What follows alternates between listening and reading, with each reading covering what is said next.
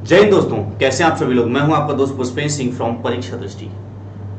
दोस्तों, जैसा कि आप लोगों को पता है, 5 सितंबर को हम सभी लोगों ने मिलकर एक कैंपेनिंग चलाया ट्विटर पर, जिसकी वजह से सरकार को घुटने टेकने पड़े और उन्होंने कोई ऑफिशियल न्यूज तो नहीं, लेकिन अपने ऑफिशियल यूट्यूब चैनल पर आकर कहा कि हम 15 दिसंबर को एग्जाम कराएंगे।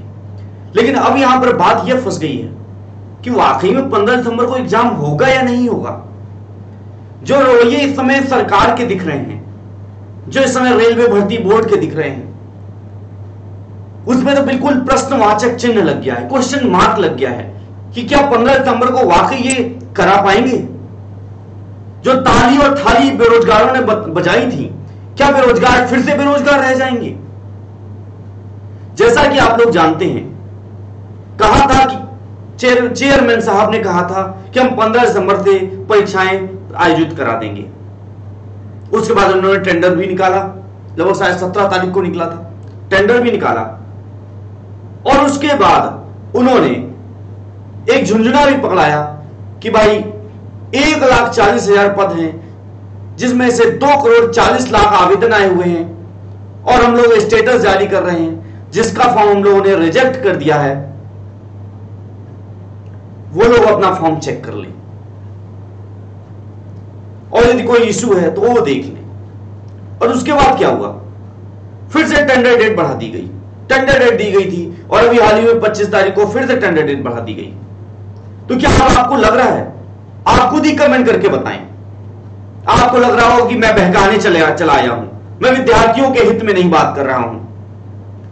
जो विद्यार्थी तैयारी कर रहे हैं, अरे जो 2-2 साल से तैयारी कर रहे हैं, जरा उनके हृदय से पूछो कि उनके हृदय पर क्या बीतती है।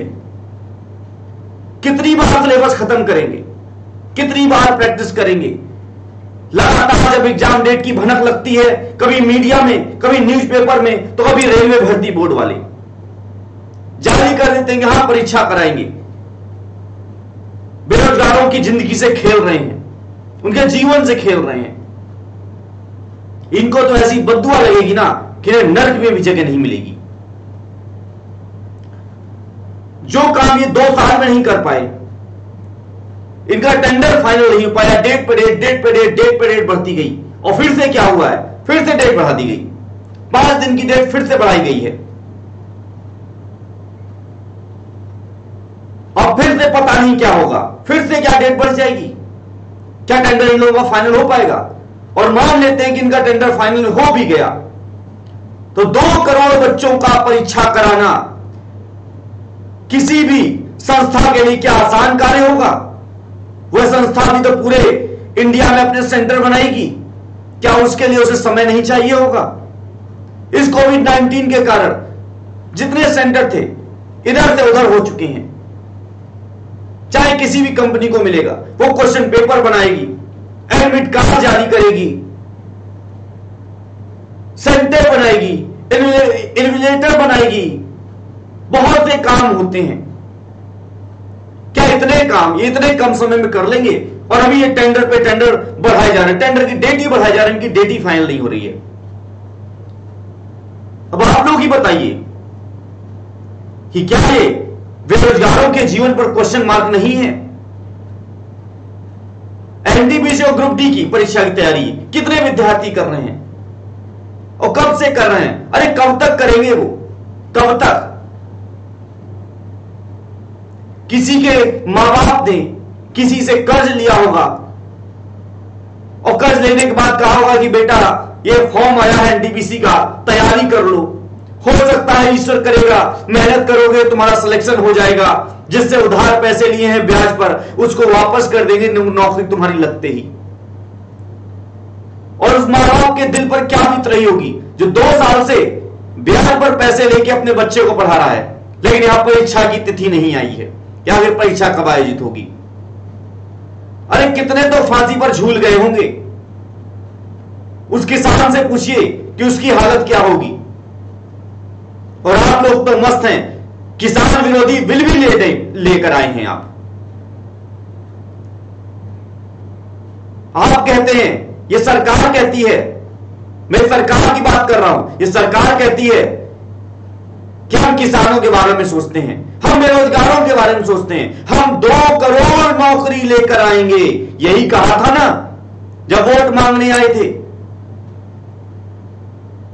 इस वीडियो को इतना शेयर कर दीजिए, इतना शेयर कर दीजिए कि हर बेरोजगार की आंखें फिर से खुल जाए।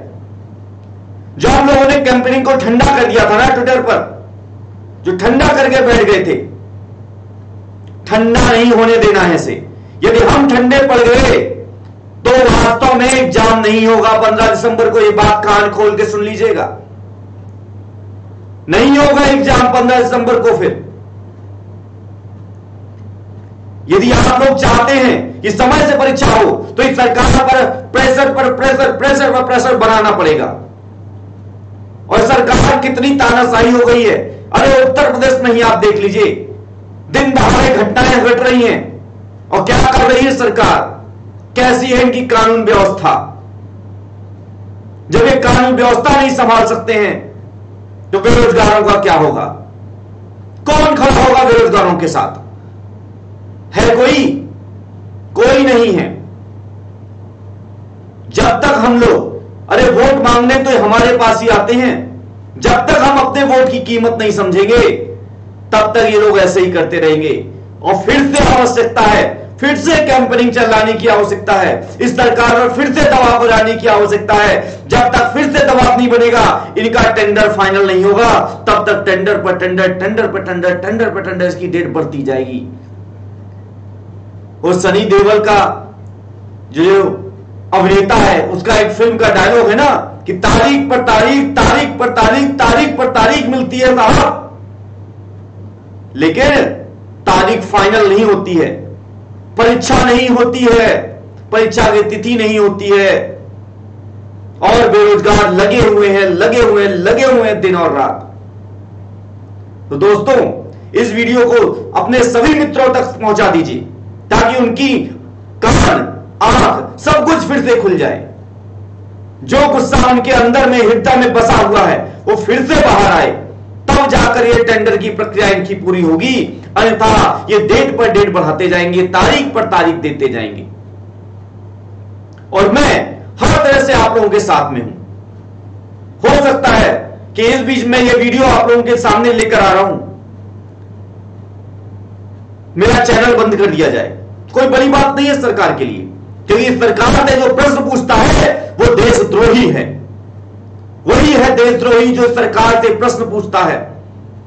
इस सरकार से प्रश्न पूछना सबसे बड़ा पाप है, क्योंकि इनकी नजरों में वही देशद्रोही है। मैं पूछता हूं, कब तक चलेगा ऐसा? कब तक चलेगा ऐसा? जिस तरह से यूपीएसआई की तारीख पर तारीख बढ़ती चली गई और अभी तक यह नहीं पता कि टेंडर फाइनल हुआ है कि नहीं हुआ है। वही सेम कंडीशन, सेम स्थिति अब एनटीपीसी के साथ भी हो रही है। फिर से तारीख पर तारीख दिए जा रहे हैं।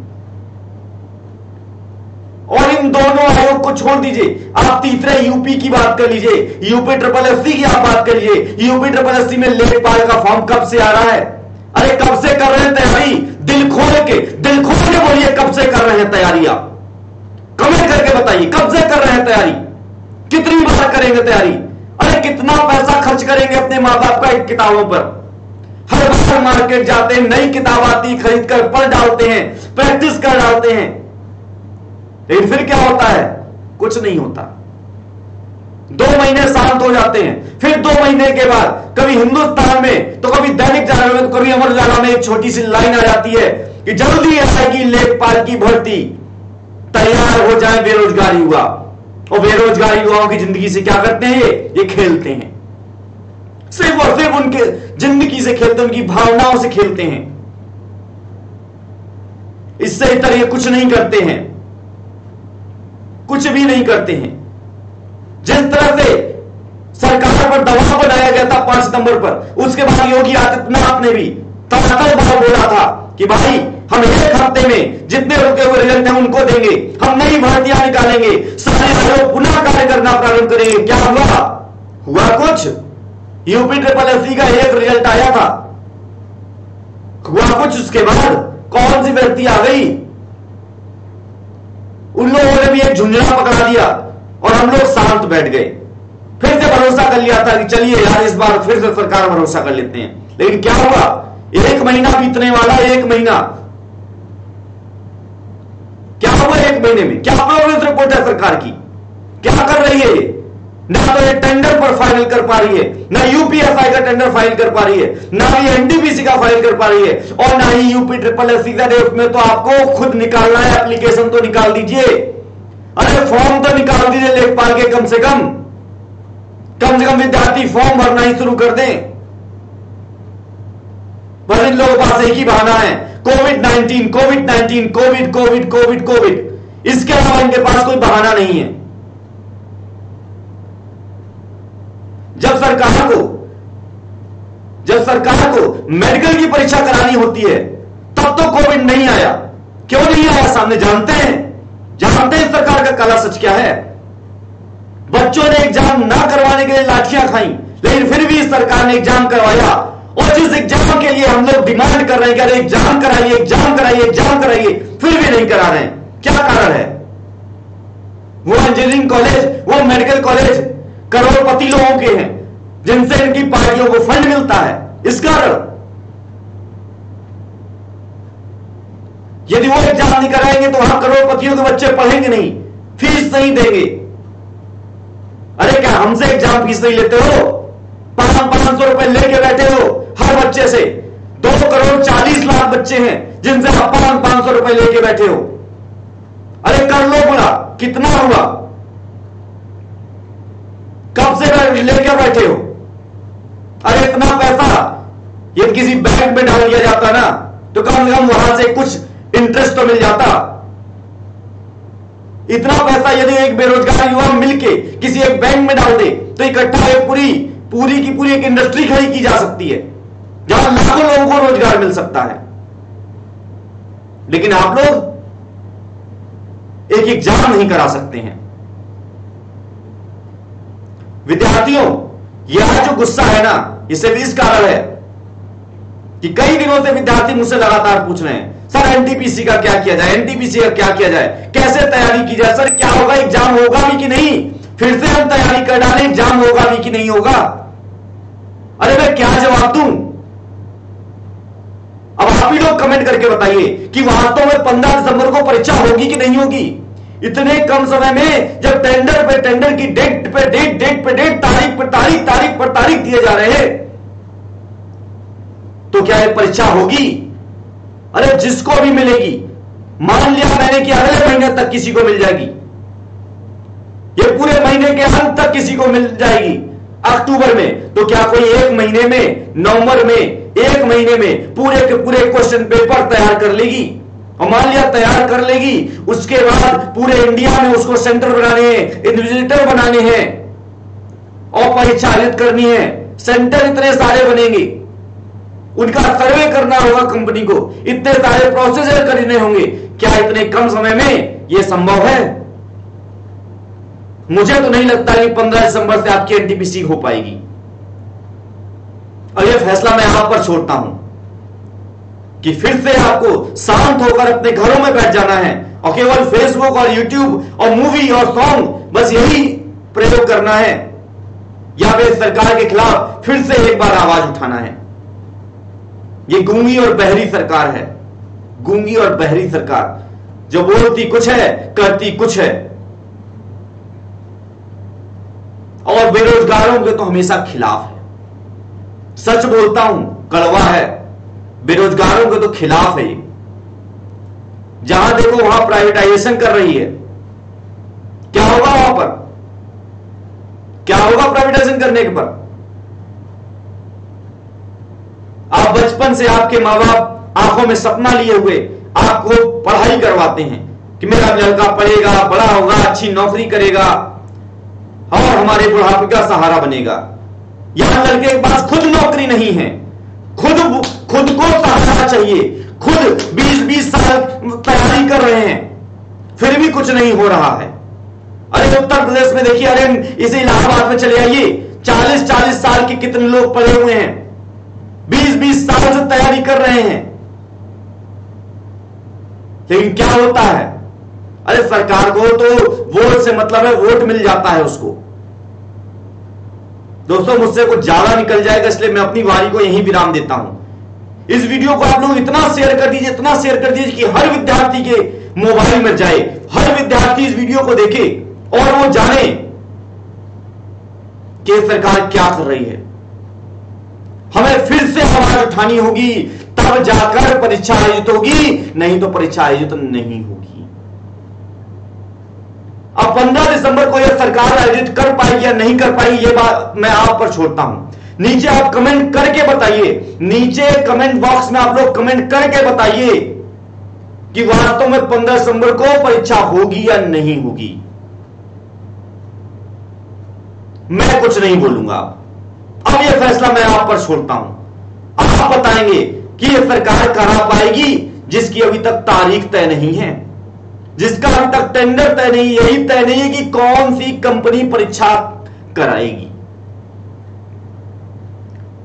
ठीक है दोस्तों, कैंपेनिंग शुरू करिए, मैं आपके साथ हूं। मेरा कॉन्टेक्ट नंबर आपके पास है, सभी विद्यार्थियों के पास है। जैसे भी सहायता होगी मैं करूंगा, जिस तरह की सहायता चाहिए मैं करूंगा, मैं आपके साथ हूं। और मुझे पता है ये वीडियो आप लोगों तक जब तक पहुंचेगा तब तक मेरा चैनल ब्लॉक हो चुका होगा, मेरा चैनल बंद करवा चुकी होगी ये सरकार, क्योंकि मैं उसके खिलाफ बोल रहा हूं। लेकिन मुझे पता है कि मेरी ताकत आपसे है। ये चैनल बनाया किससे है? मैंने नहीं, आप लोगों ने बनाया है। आप लोगों की वजह से ये चैनल आज यहां पर खड़ा है। इस चैनल को यदि इतने लोग जानते हैं, इतने लोग यहां से शिक्षा ग्रहण करते हैं, तो किसकी वजह से? आप लोगों की वजह से। यदि आप लोगों का सपोर्ट और आप लोगों का प्यार ना होता तो ना मैं यहां खड़ा होता और ना ये चैनल होता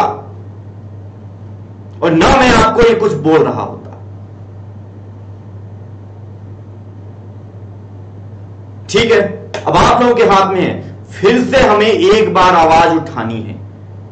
और नीचे कमेंट बॉक्स में जरूर बताइएगा कि आपको क्या लगता है 15 दिसंबर को परीक्षा हो पाएगी भी या नहीं हो पाएगी, और इसके लिए हमें क्या करना चाहिए, हमें फिर से क्या रणनीति बनानी चाहिए, अपनी आवाज को बुलंद करने के लिए हमें कौन सी रणनीति अपनानी पड़ेगी। नीचे कमेंट बॉक्स में जरूर लिखकर बता दें, ताकि मैं आपसे फिर से मुखातिब हो सकूं और बहुत जल्दी हो सकूं। तब तक के लिए धन्यवाद।